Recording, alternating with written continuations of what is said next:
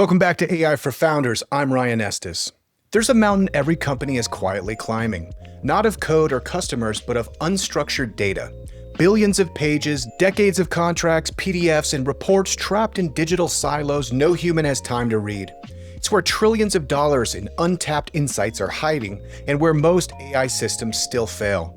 Today we meet the man building the rope line up that mountain.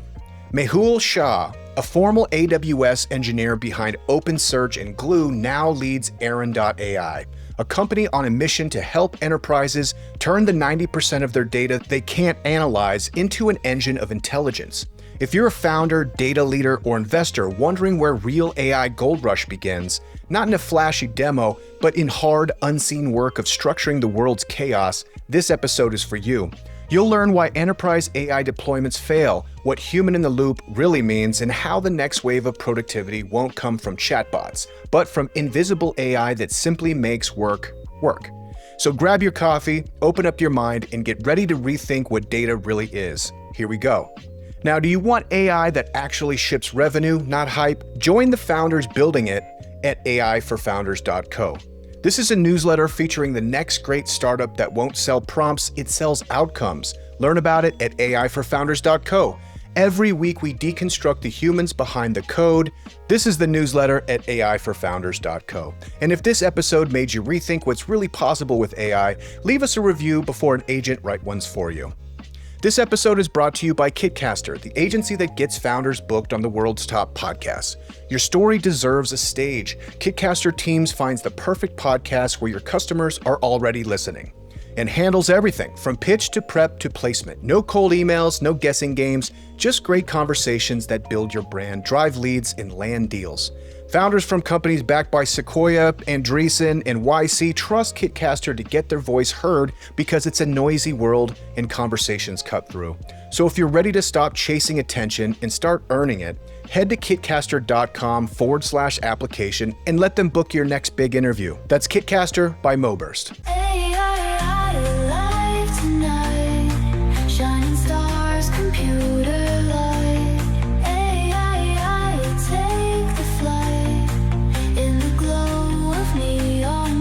There we go. Mehul, welcome to the show. Thank you for coming on. Ryan, thanks for having me here. Cool. I am so excited to talk to you about data. Data is the component, I think, of technology that I know the least. So if I stumble and stagger around this conversation, I just want to apologize right now. But we're going to be talking about your company, Aryn, which is Aryn. Give us a brief overview of what your company does and who they serve.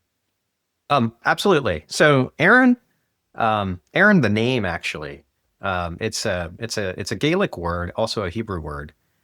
In Hebrew, it means tall mountain, and the connotation there is that we want to help enterprises scale the tall mountain of unstructured data and summit that peak. And so that's where the name comes from.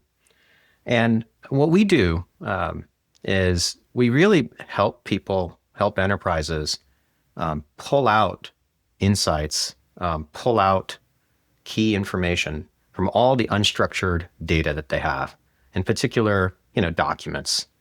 And the current product that Aryn has is really helping you structure your unstructured data. Okay, so imagine you have, let's say you have, insurance submission packets, or you have legal filings, or you have real estate offering memos. In all of these cases, enterprises have tons and tons of knowledge workers who are literally going through these documents by hand today, and painstakingly pulling out key pieces of information, like what am I actually insuring if it's an insurance document? Or if it's an M&A document, what are the key provisions in the M&A when the company or asset that's being acquired is being considered? Or if it's a real estate offering memo, what's the asking price? Is it something that I can rent? And so this kind of information is actually usually in all of the unstructured data that you have. And these enterprises and the knowledge workers in these enterprises need that information to do their daily work. And today it's incredibly painstakingly hard for them to go do this.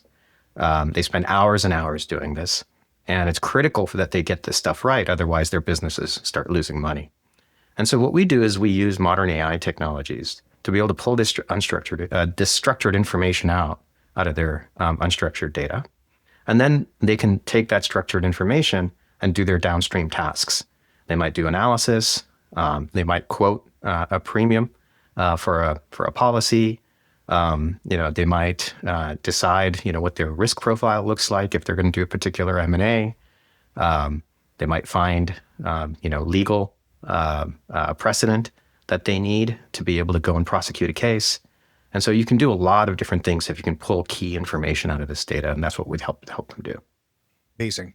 And I think it's an important differentiation that when you say documents, you're meaning paper. And you said by hand, it's like it's in their hand and they like literally will have like a highlighter or something. They're writing in the margins, so it's actual paper, which means that like, and if you see like, remember like a business movie from the 80s and you'll have just stacks of papers and boxes in rooms. And I think a lot of people just put doors on those rooms and they still exist. Right. And so that this becomes some kind of like, not only like, information and knowledge that's trapped, but it's also like tons of money is locked up with like the ways that they could be like deploying that information. Absolutely. So there's a gold mine of information in this unstructured data that they have. And right now it's locked up. Now, the good news is that we've moved a lot of enterprises, at least in the Western world, in the sort of the larger economies, I should say. Though in some of the sort of emerging economies, the picture that you drew is actually still correct.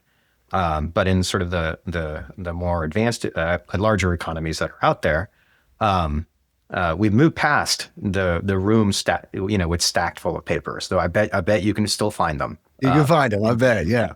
We've moved past that. But imagine a virtual world of a stack room full of papers, but sitting like inside of these silos in your enterprises. And the kind of silos I'm talking about is electronic silos from databases from the 60s or 70s, COBOL databases, for example, or, sitting in literally just spreadsheets, Word documents, PDFs,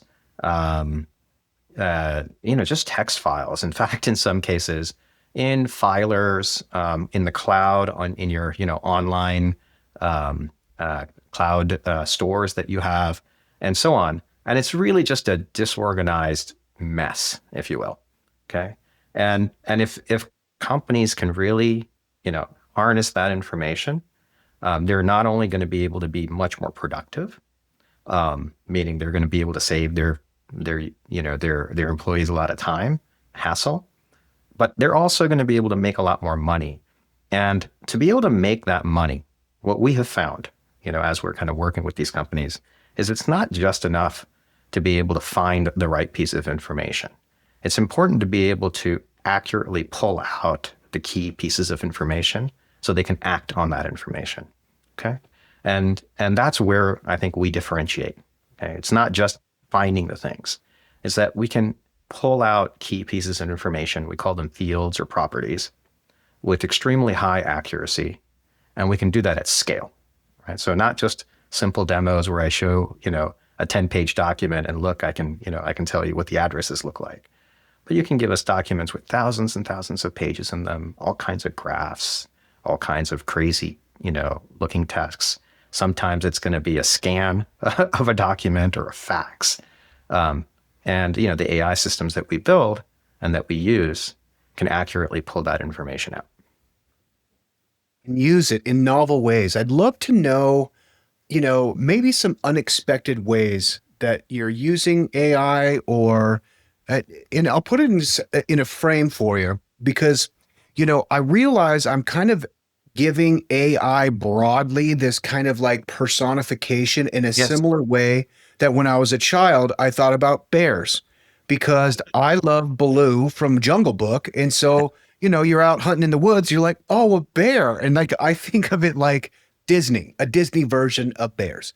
I'm finding myself more and more, largely because AI has gotten so broad and so such a large swath of like machine learning and just basic automation. Of course, you got agents and this and this. All the terminology is kind of like Disneyfying AI to me that I almost am seeing it like some kind of like invisible person that lives in the internet. Yeah, You know? exactly. Right. And it's like this elf that you just kind of, you feed in something and out comes something magical. And, and many of our customers actually have this kind of expectation, Ryan. We come in and we'll be like, hey, we use AI to do document processing. And, do you have a use case for us that we can help you solve? And they come to us and they're like, sure. And I'm like, all right, what's the use case? Can you do my job for me? I'm Yeah. like, wait a second. This expectation that, AI is going to come in and just, completely replace your job. I Well, and think, I think even like literally we'll punch the clock. Like if your agent that you built, it like waits till 9 or even better yet, it's like it works when you're sleeping, it never stops working. So you like imagine like a diligent employee that's, an elf on the internet working where it's like, dude, agents aren't real things, you no, they're know, not. No, they're it's, not. yeah, They're not real things. And I think, I think this caricature that of AI that you have is certainly how people think about it. yeah, And I tend to think that it's overblown. Okay. yeah, So first, let me be extremely clear. AI and, the progress that we made over the last, I would say, 5 to 6 years with LLMs, large language models that process not just text, but now video and multimodal data and so on, images and sound and audio has been just like tremendous. No, I couldn't have predicted it. We in technology often think about like, hey, what's going to happen next? This just blew my mind. Okay. yeah. So the advances that we've made are just enormous. And so much so that people think that like just magic is going to happen. But I think it's important to understand that AI isn't this sort of magical creature in the woods that's just going to go do stuff for you. AI is, exactly, what the inventors of, these models intended it to be, a general tool. Okay. A general tool that has a bunch of capabilities that reflect human type capabilities. So it can read, it can respond to you, it can summarize things for you. I'm talking in the terms of documents, but you can think about all kinds of other use cases and so on. And it is incredibly fallible, just like humans are, right? And you can see that AI is getting better and better. It's getting more and more intelligent. In some cases, the places where it's getting more and more intelligent, it's actually getting more intelligent than humans. For example, it can identify plant species better than humans can now, if you take a picture of it. Or it can, identify breast cancer in a picture sometimes. And again, don't quote me on any of these things because I think doctors will come back and say, no, not really. But it can really do a certain set of things extremely well. The thing that it can't do is just be all-knowing and everything for everybody. Okay. And so what's happened now is that if you take, your sort of old AI, ML, I think is what you called it, but let's just call it traditional AI. What you had to do is you had to have a bunch of experts, AI experts, ML engineers, and so on. And they had to really focus on the one very specific use case that you have. And then they had to train models, make sure that they had lots and lots of data, seen lots and lots of examples of the kind of use case that you had. Maybe it's, invoice processing and they've seen lots of invoices. Or maybe it's, maybe it's a classification of your documents, whether it's a patent or whether it's a manual and so on. And they've seen lots of examples of these things. And it took a lot of effort and a lot of energy and a lot of money to get these things to work well. And what I think fundamentally has happened in the last 5 years is that barrier to entry has dropped a lot because these huge models that people are building are trained on everything in the world. Okay. And so now, your starting point for the model, your starting point for intelligence is just much, much higher. That doesn't mean it solves all your problems, It just means your starting point is much higher. And so that's where we come in. We take that starting point and we say, okay, how can we get this to work for enterprise use cases? And, just like a human, right? You can have real experts in a particular space. And then you can also have generalists. Okay. And so these models, these frontier models, they're generalists. When you go into an enterprise, when you hire an underwriter, for example, in an insurance company, or you hire attorney in a law firm, you're not hiring a generalist. You're hiring a specialist. And so this is where the gap between a generalist and a specialist is where companies like us come in and focus the AI so they can reach the level of the specialist and assist the specialist in what they do. Now, we haven't completely replaced the specialists, and nor have we gotten to a point where you can just, automate everything, where these agents are going to go off on their own and, hit buttons and, run processes for you. But what we have been able to do is get them working so well, that just a human in the loop, looking at the results of this AI, okay, can very easily do their old job much, much faster, much, much more efficiently. And then they can be freed up to do the things that they're intended to do, which is to use their intuition and decide if there's a business decision that needs to be made. Use their intuition to decide if, you should take a different direction, and so on and so forth. So humans are going to go away from just doing menial knowledge work to much more high valued, intuition-based knowledge work. And I think that's the difference from ML 5-6 years ago and, the knowledge work that's happening to what's going to happen in the next 10 years. Yeah. And it's definitely, we're starting to get that picture, I think, more clearly. Now, the last 2 years, every time a CEO wanted to make headlines for 2 days, they'd just be like, oh, we're not hiring anybody. We're just going to use AI to replace everybody. And people panic. Oh, no, we're all losing our job. Now, as we've seen from GPT-3 all the way to wherever it is now, 4.0, that it is getting smarter. So you can see like, okay, it's going to compound and it's going to be much more smart. So one thing I've been thinking about is what happens when, AI is 10 times smarter than humans. And so I started looking at like intelligence as far as like output, generative intelligence as witnessed by, let's say, John Coltrane versus Kenny G. Right. Right. So right.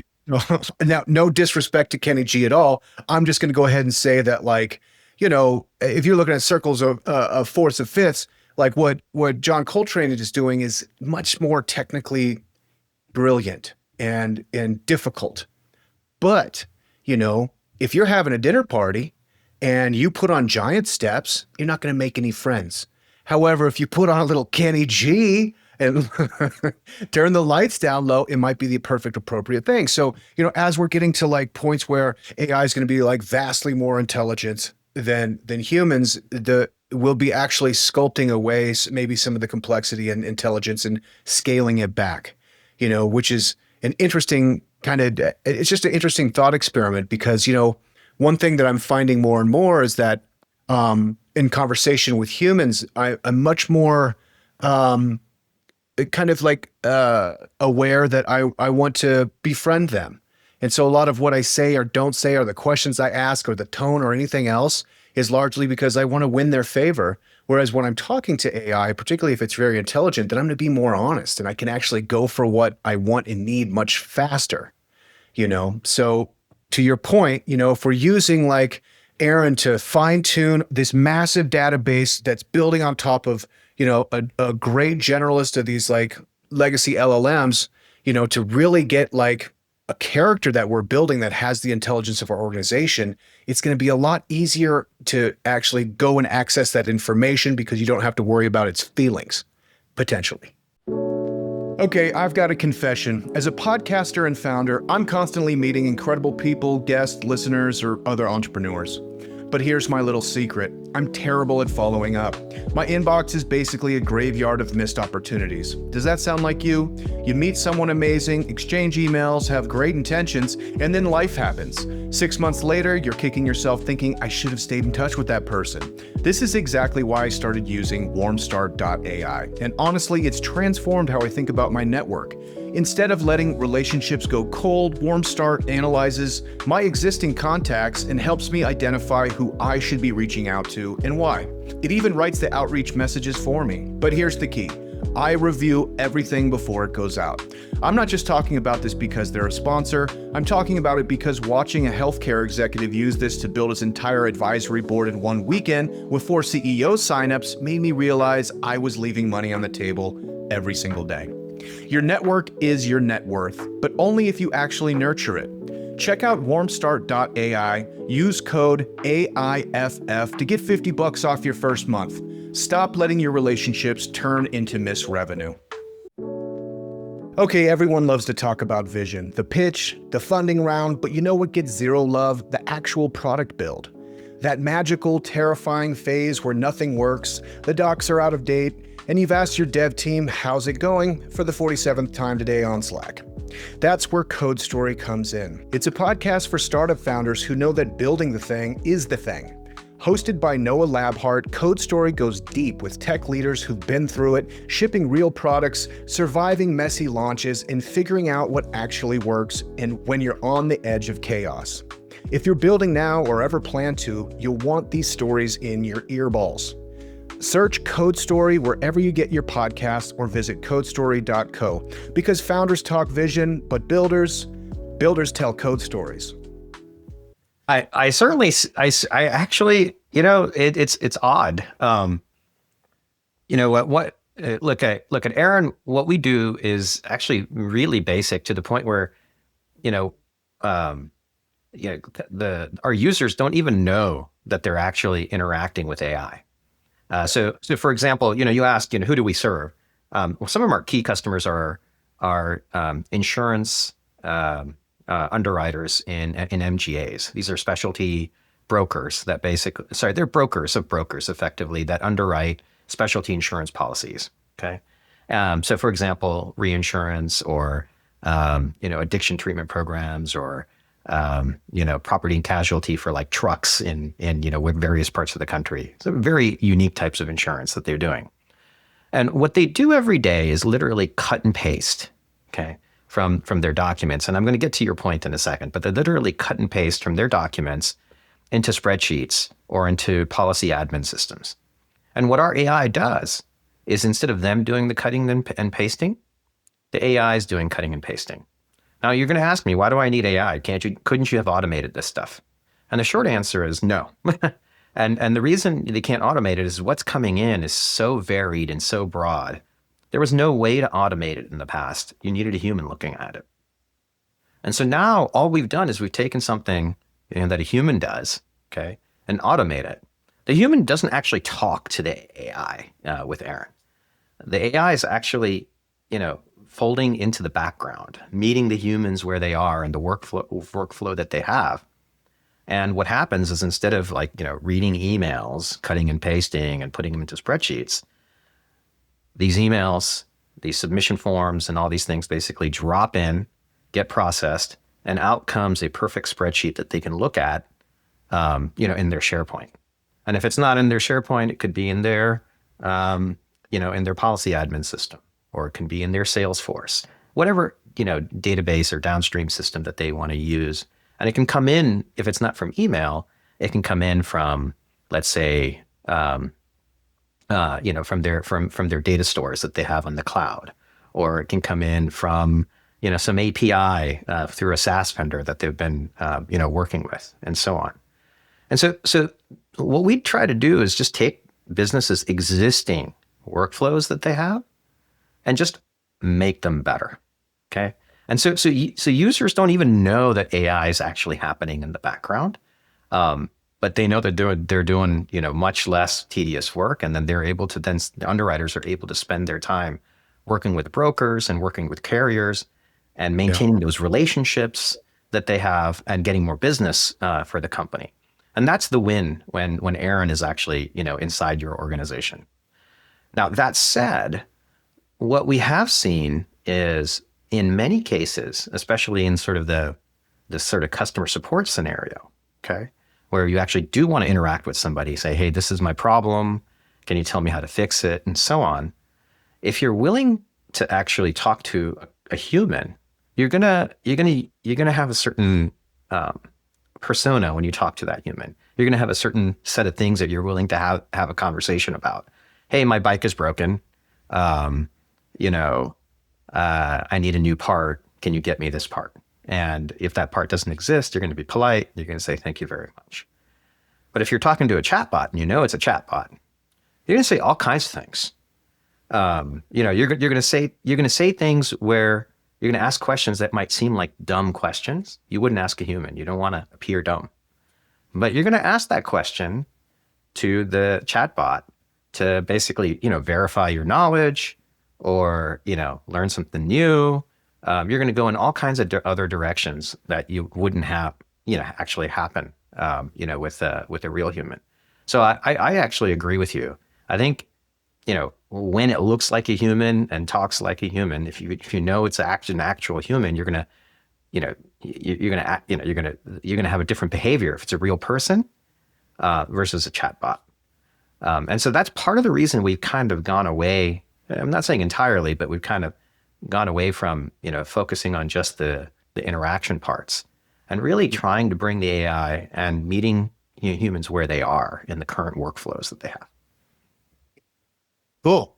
And this kind of like etiquette, AI etiquette, human etiquette, I've really been like kind of racking my brain on this one. Because take, for example, I was talking to the founder, Lohman, and they basically replaced the receptionist at a restaurant. Oh, they did? Okay. Yeah. Like you call the restaurant to order a pizza and it's AI. And just kind of going through that, I was like, when I call a restaurant, first of all, I feel guilty. Right. Because they're busy and they're like, God, what do you want? And they're like, whatever. And then you put the order together. Now, if it's AI, then I'm going to be a lot more honest, because let's say I got stuck giving the guys a ride home from football practice and I got 5 football players in my car, teenage boys. And I was like, all right, guys, we're getting dinner. Now, I'm not going to let them go ham with the menu because I'm not trying to spend $200 on burgers. Right. So if you call the AI, you're like, look, I got $60. Give me the best order you can for 5 people if we're taking into consideration price per calorie. Right. And then they're like, cool. They'll be just whip together your order and like, boom, you pick it up and it's good. Right. So like I find myself more and more, and particularly the more I use AI, particularly with kind of voice. And I know we're not kind of getting into like kind of the interface really, but the more I do talk to it, the more I can actually be really honest of like what I'm trying to do and where I'm trying to, what kind of information I want it to lead to and things like that. So there's like, and I don't even really know what this kind of like, is it etiquette? Like what is this kind of, It's a different persona that you have is what I think it is. Yeah. It's unfortunately, I think, a human characteristic, more so than a characteristic of the AI. It's that, we come in with different personas, whether we're, just imagine, like right now, for example, right? You and I have a persona, we're doing a podcast here, right? The kind of persona that I have when I'm at work and working with my employees is very different. We're just much more direct with one another because that's how we get things done. The persona that I have, with my children is also different. I cannot be direct with them. They, and sometimes when I am, they fall into tears. So I don't want that reaction out of them. And the beautiful thing about AI is, at least for now, AI doesn't have any emotion. It just does what you ask it to do. And so just like, as you said, just, quickly get me the order that's going to maximize the ROI for these boys that I have in my van. The same thing happens in enterprises. So when we work and we build these sort of data pipelines, these what I call extract, transform, and load pipelines, ETL pipelines for underwriters or estimators in logistics companies or legal analysts. The way they work with our AI they're happy to throw lots and lots of workload at the AI. No Yeah. problem, right? Yeah. If it was a human, you'd be like, hey, this is my high priority stuff. This Right. other stuff, can wait. But, they're just like, hey, this AI should be able to handle it. And so they're happy to do it again and again. They're happy to send the same thing over and over again until it kind of gets tweaked just right the way they want. Because they know that they're actually not taxing a human. There isn't an emotional component to it. They're just basically, working with an automation that has an incredible ability that we didn't have before. But I think it just comes down to task and persona. Yeah. And we do it. And then, with AI, different task and really no persona. And so that's why you act differently. Yeah. Yeah, it's interesting. You're totally right, because if you got a new hire and they're like, boy, I really actually do need the last 10 years of line row 14, column B. Exactly. But I want them to come back on Tuesday, so I'm not going to give them that. That's right. That's exactly right. Yeah. Right. And, the other way around as well, a great, so I come from the database community. Okay. And, Yeah. actually come from the structured data community. So this is what the LLMs and unstructured data is going through right now. Structured data went through in the late 60s and early 70s with relational databases. Okay. And there was a professor, and, maybe I'm quoting the wrong person, but there was a professor at Stanford at the time. His name was Geo Wiederhold. I never met him, but there's a quote that he had, which is, humans are fallible, and in enterprises, things are so critical that sometimes you just want the humans out of the way, and so that's why people have been resorting to database systems, and why they've been so successful, because database systems, they do what you tell them to do, and they do it accurately. And they're predictable and they're trustable. And humans, while we love them, we know that they have wonderful, capabilities, creative capabilities, and so on. In some cases, we just want the database to do its job. Okay. Yeah. And I think with unstructured data and AI, that's exactly what's happening. Is that the AI is now getting good enough where it's gonna, for those sort of mundane, tedious, error-prone tasks, right? Imagine if you're spending all day and all you do is data entry, right? It's just going to get, it's going to wear you down, right? Or, I'm going to give you an example. Imagine, your job is to look for, distressed sailboats or distressed boats, right? In the harbor, and what you see is images all day long, and you're supposed to, I try to identify one of them. You're going to get tired of doing it. There's going to be fatigue. Okay? And this is where I think, the AI can come in and really help, supplement what humans do. So look, I think AI is going to have a completely different, much more very specific use case in enterprises, where things are super critical, and where you kind of want to get the human out of the loop, human out of the critical path. Okay. Yeah. I'm not going to say out of the loop. You want the human in the loop to make the decision. Okay. Yeah. Hey, I found a distressed boat. Is this a distressed boat? Should we send out a signal? Yeah, looks like a distressed boat. But get him out of the critical path of looking at all these tiles of, blue images or images with, small things in them that then they all of a sudden, just get tired of looking at it. Similarly with data entry and so on and so forth. So you get humans out of the critical path because they're fallible. They fatigue. Okay. Yeah. But you still leave them in the loop to make the critical decisions. And I think that's what's going to happen long term. Yeah. It's so cool. It's like the observation, they become the observer in a sense. So like they're the the Turia of consciousness of the AI. That's exactly right. You add the consciousness, you add the intuition, you add the, you add the thing that makes you human. But you get rid of, you get rid of the mundaneness. You get rid of the differentiated heavy lifting. And maybe why it's just surprising to me is because, to your point, like it happened really quick. We've had like 3 or 4 years where it's like, ooh, wow, the pace is like really coming on. Now it's like every quarter, it's just like really coming on. Whereas for like the last 10 or 15 years, we were stuck with Siri, which was so bad where you're like, you do the opposite. You talk very slow. You're like, take me to Starbucks near my house. And it's like taking you to my house, Switzerland. You'll be there in 18 hours. You're like, no, dang, but now it's gotten so good that like it really kind of invites you to play with it, and that which ultimately invites your creativity of like, okay, we're parsing this data in a certain way, but like actually what are the capabilities? What can you do with this data? This is another kind of fun thing that I've been doing to follow up with AI. If I'm using like a LLM, is say like, ask me 3 questions to make my question better. So you start to invite it to be like, hey, as opposed to being like, oh, you're so smart, Ryan, good question. It's like, no, actually, I think I know where you're going with that. Let me lead you to like maybe a more sophisticated kind of question or answer. So this has just become more and more relevant. Should I be thinking of Aryn as basically you guys are creating like an MCP server for kind of companies that they can then access all their data, and they really are fine tuning their knowledge base with like a whole new knowledge base that has been kind of locked away?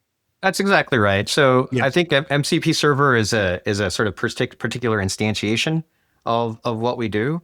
You got a lot of knowledge sitting in that unstructured data. Yeah. We basically structure that knowledge for you.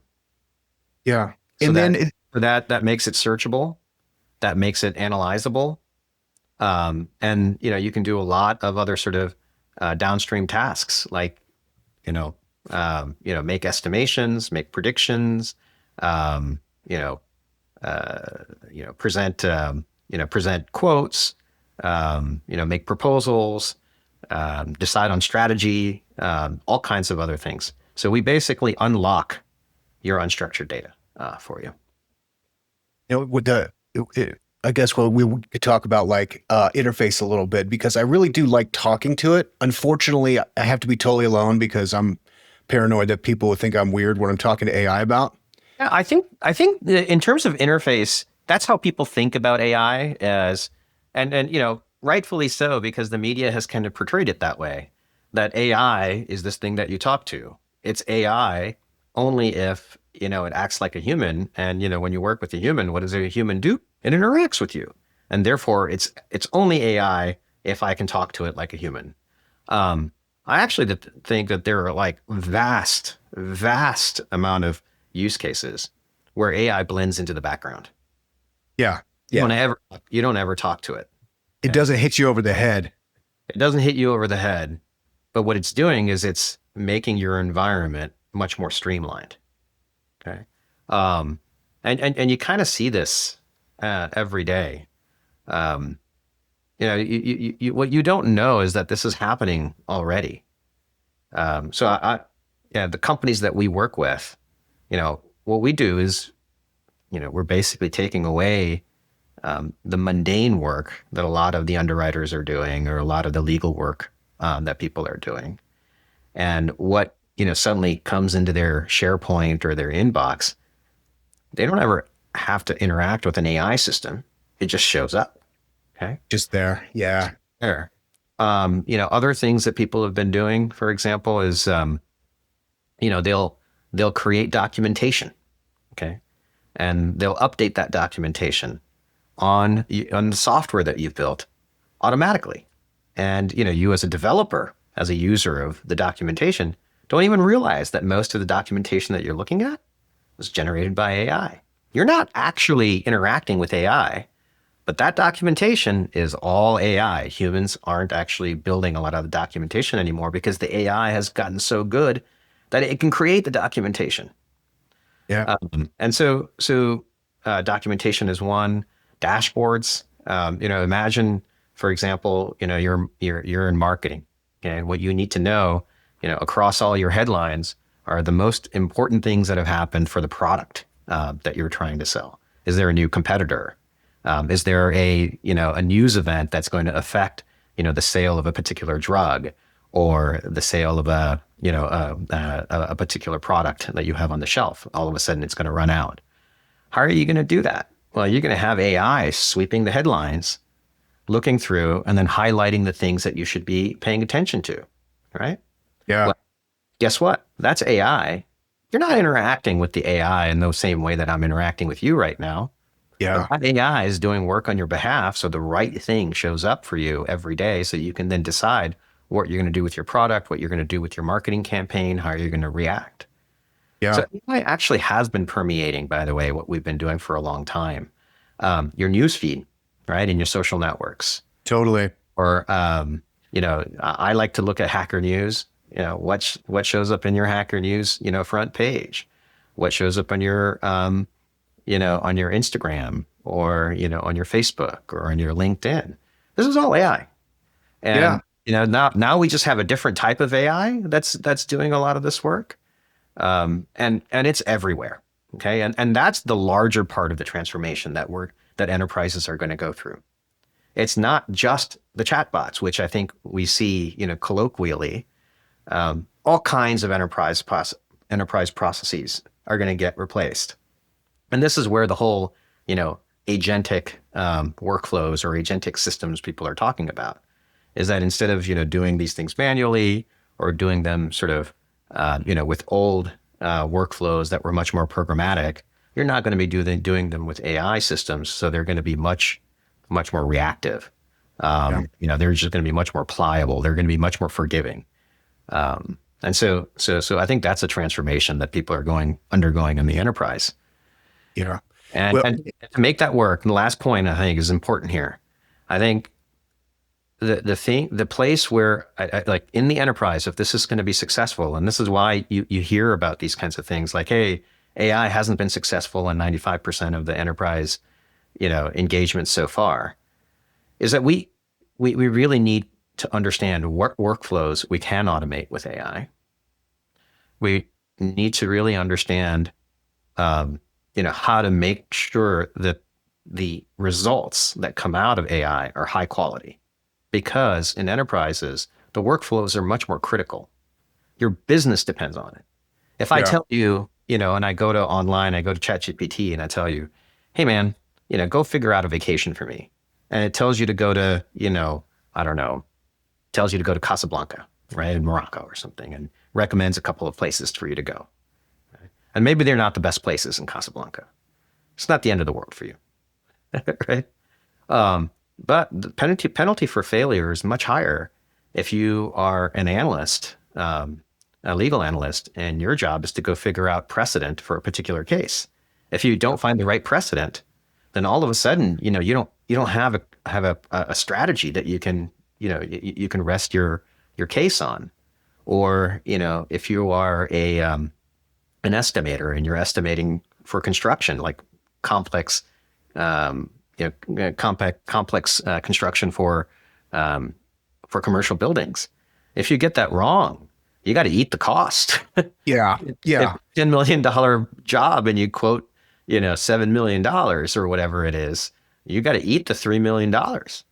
And so things are much, much more critical. And that's part of the reason that we see a lot of these failures. And it's also part of the reason why, I'm coming to you and saying, hey, there's a different type of AI that needs to happen in the enterprise. You really got to focus on the use cases, figure out how you bring the quality up. It's easy to get to 80% quality, okay? But for a lot of enterprise use cases, you really need to get to the 95, the 98, 99% level. And that's what we do at Aryn, right? Like we figure out those use cases and we figure out how to get the last 15%, which is all of the work, by the way. That's where all of the energy goes in.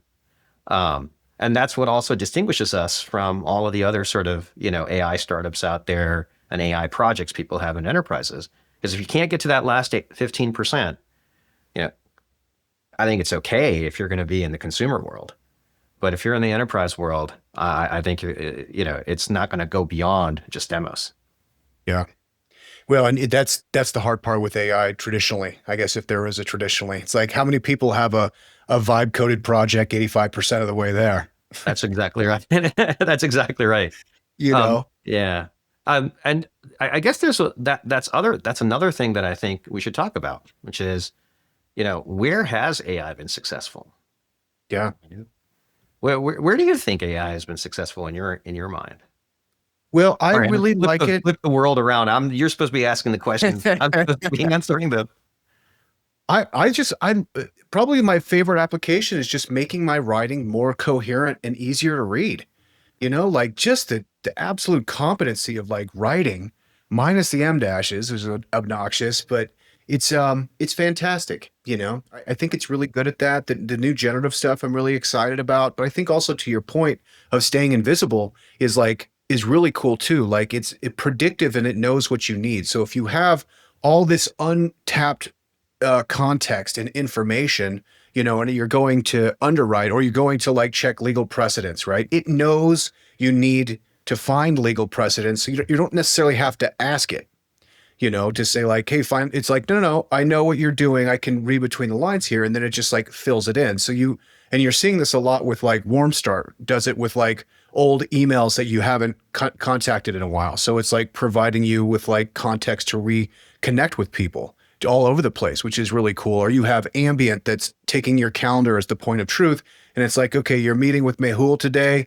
We know that this is what's important to Mehul recently. Here's some events that have been important to him. It just fills out the context naturally. And it's just there and it works magically. And it's just giving you context. Now, I'll tell you all those things that you did, that you described have a common thread in them. Okay. The common thread is their output is easy for you as a human to verify. Yeah. When you get your documents rewritten and it's just clearer, you can read it and you're like, yeah, that's what I meant. Yeah. Yeah, exactly. Writing an essay. Can you take this essay and, bring it down to like a page? Oh yeah, this is good. Those are the right points. Exactly. You got it right. It's easy for you to verify.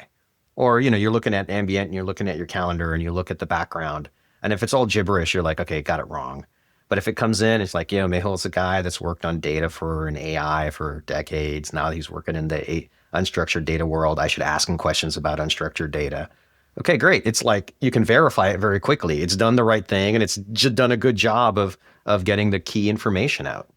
Yeah. And so in my opinion, that's exactly where AI has been the most successful in the last and will be the most successful in the last 10 years and will be in the next 10 years, is where the output of AI can be independently verified quickly. Okay. It doesn't have to be quickly. I should take the quickly back, but it can be verified independently. So just some news stories, right? So AI has basically made it possible to discover protein structures. Yeah. Right. Well, why? Well, it turns out that AI, predicts a protein structure and the scientists go back and then they verify that the structure is correct using some other method. Okay. AI has been great at generating code. Well, when you look at the code that it's generated, it actually generates a lot of mistakes. But the people that are using the code, it's generated enough code that it is enough correct that they can look at it and say, wow, this is pretty good. I just need you to, make this tweak, and you're done. But the people that are using that code are typically programmers that have been around for a while and they can verify it very quickly. They're like, yeah, this is correct. Or no, this is not. Please restructure it this way. And they keep going. Where AI is continuing to be successful is where, humans, when they're in the loop, can verify it quickly and say, yeah, this is what I want. Where AI still is hard, okay, is where you have to have, it takes a long time and takes a lot of energy to verify its output. And so that's actually the place where I think AI still needs to make a lot more progress. And it might take another 10 years, 15 years until we get there. Very similar to, I would say, self-driving cars. 5 years, AI can do all these other things. Why did it take us 15 years from the first Waymos that came out to now, where they're actually finally driving around San Francisco, coming as far south as like San Mateo, and if you're used to the San Francisco Bay Area, to the airport, SFO, and in certain cities in Mountain View? Why is it only now that it took 15 years to get there? Well, two things. One, how do you verify that the thing's driving correctly? Okay. Well, you got to have humans in there. You got to make sure it's not killing anybody. And two, like the cost of failure is high. If it does it wrong, people are going to die. And so it just took us a long time to get that AI to work. And the way they did it is they did just tons and tons of simulations where the simulation would verify and tell the AI, no, you did it wrong, try again. Okay. This is what is known as reinforcement learning. But that's really what it is you simulate the situation over and over again. And, you tell the AI, hey, you got it wrong, try again. And so the places where AI, in all those examples that you described, are places today where AI is just relatively easy to verify. And the places where AI is hard to verify, still not out there yet. Okay. And I think that frontier of, okay, let's get the AI to verify more and more stuff, right? Let's get more and more things out there that are going to kind of make it easier for us to verify the output of AI. As that frontier increases, so will, the AI that looks smart and, is useful in enterprises and all other contexts. Amazing. Mehul, this has been so much fun. I'm starting to think now that like everything is unstructured data, like literally everything. Like I want AI to be reading my wife's voice. So I'm like, hey babe, how was the day? And she was like, good. I'm like, okay, cool. And no, it wasn't good. And I could have like AI whisper in my ear, be like, hey man, you should probably pick her up some flowers. She'd appreciate that today. You know what I mean? Yeah. It's like the tone and of her voice is unstructured. The gestures of people's face is unstructured. Like if you have AI structuring all this data, it's going to be able to give recommendations to live a happier, healthier life. I think so. I think AI, and part of the reason why we've come from unstructured data is because that's where our roots are. My co-founder and I, we've been working together for a dozen years.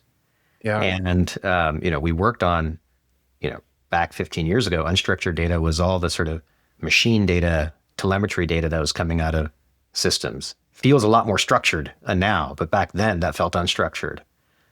We built systems like AWS Glue. Yeah. This is AWS's, flagship ETL service.